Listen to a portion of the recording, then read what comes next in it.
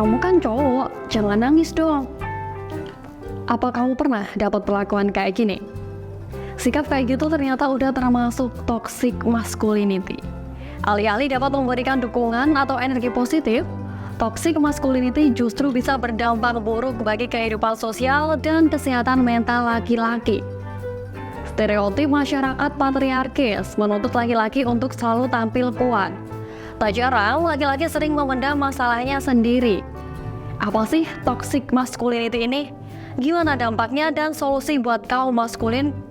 Simak video ini sampai habis biar kalian gak ketinggalan informasinya.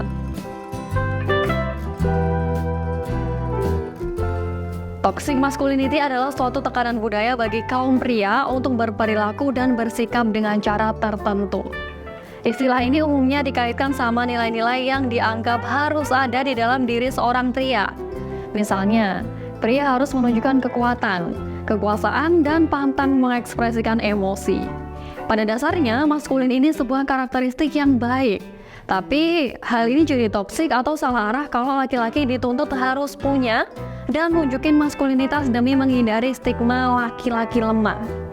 Padahal, seorang laki-laki kan juga bisa aja punya sifat yang lembut atau gentle, ramah atau sensitif, dan hal ini bukanlah hal yang salah.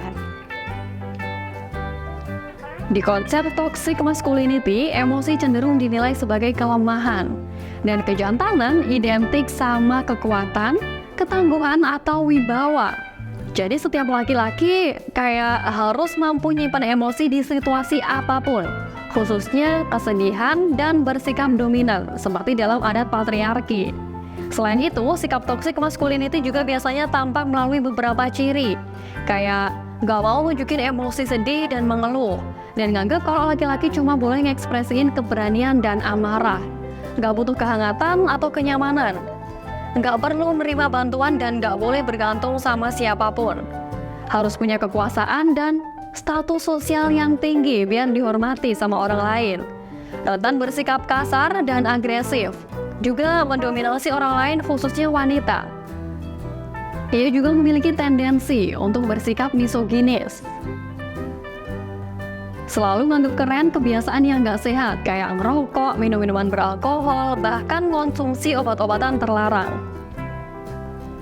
Sikap toxic masculinity juga nimbulin anggapan kalau laki-laki gak boleh ngerjain atau punya minat sama aktivitas yang identik dikerjain kaum hawa, misalnya memasak, menjahit, atau mengerjakan pekerjaan rumah tangga.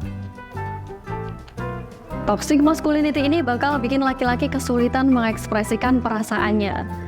Padahal menurut psikologi, kunci hidup sehat salah satunya adalah mengkomunikasikan pikiran dan perasaan dengan tepat. Tuntutan itu rentan bikin laki-laki stres dan depresi.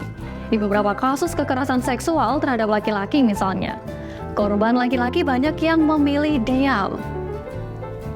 Laki-laki korban kekerasan seksual nggak berani speak out, karena salah satu ketakutan gak dianggap jantan, karena mengalami kekerasan seksual dinilai berkebalikan dengan konsep kejantanan.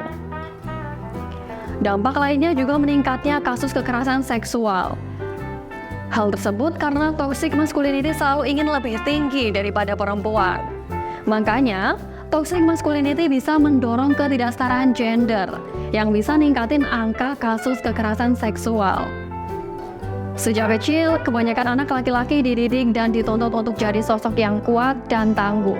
Kesedihan seolah jadi hal yang tabu dan perlu dihindari karena kerap dianggap sebagai tanda kelemahan.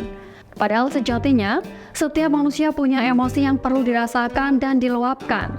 Konsep maskulinitas yang keliru ini bisa jadi salah satu faktor resiko laki-laki ngelakuin kekerasan rumah tangga, pelecehan seksual, hingga pemerkosaan.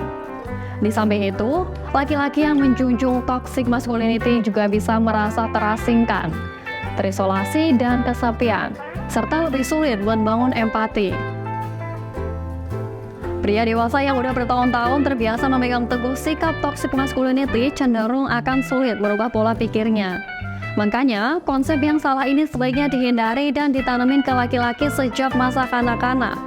Kalau kamu sekarang merasa udah mempunyai sikap ini, coba kamu lakuin beberapa hal ini ya. Yang pertama, belajar bisa merasakan dan mengekspresikan berbagai emosi yang kamu rasakan.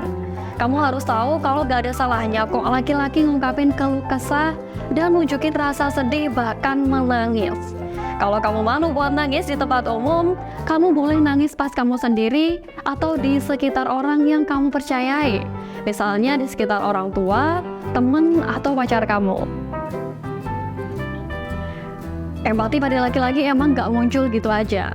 Tapi iya, perlu dilatih. Kalau kamu punya empati, kamu bakal bisa memahami perasaanmu sendiri dan perasaan orang lain. Nah, kamu juga jadi bisa ngontrol emosi dengan baik. Hal ini juga bisa mencegah kamu dari pola pikir toxic masculinity. Sebisa mungkin, kamu harus hindari perkataan yang terkesan ngerendahin perempuan.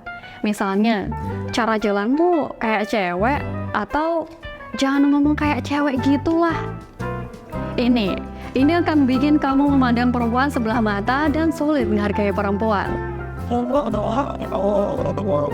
Toxic masculinity tentu bukanlah sikap yang baik. Selain bikin kamu punya beban sosial, konsep ini juga buat kamu cenderung memelihara sikap negatif. Kayak kamu tuh gak mau ngeluapin emosimu atau sulit cari katarsis. Dan hal ini bisa beresiko merusak kesehatan mentalmu. Makanya kamu harus segera menyadari ciri-ciri toxic masculinity dan lakuin cara tadi buat mencegahnya. Terutama pada anak-anak. Gak hanya bermanfaat bagi laki-laki, pemahaman maskulinitas yang sehat juga bisa dilakukan sebagai upaya menekan angka kekerasan terhadap perempuan dan anak. Kalau kamu terjebak dalam toxic masculinity hingga merasa kualitas hidupmu sampai terganggu atau sulit buat ngejalanin hubungan sama orang lain, terlebih sama kaum wanita, mungkin ada baiknya kamu berkonsultasi dengan psikolog biar dapat saran yang tepat dan bimbingan guna mengubah sifat buruk ini.